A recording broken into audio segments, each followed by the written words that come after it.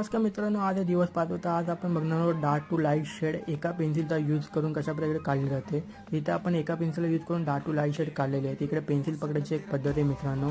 तर सर्वात पुढे पेन्सिल पकडले तर डार्क शेड, मग मिडियम शेड, मग सर्वात लास्टला लाईट शेड. इथे एक्झाम्पल म्हणून आपण या सर्कलवर शेडिंग करणार आहोत. तर आपल्या डार्क शेडसाठी आपण पेन्सिल पहिली पुढे पकडली आहे. तर जशी आपल्याला लाईट शेडची व्हॅल्यू पाहिजे असेल तर तशी आपण पेन्सिल मागे पकडत जाणार आहोत, जेणेकरून आपला हा डार्क टू लाईट शेडचा हा रिझल्ट इकडे आपल्याला बघायला मिळेल. तर सेकंड मेथड आहे मित्रांनो ती लेअर शेडिंगची.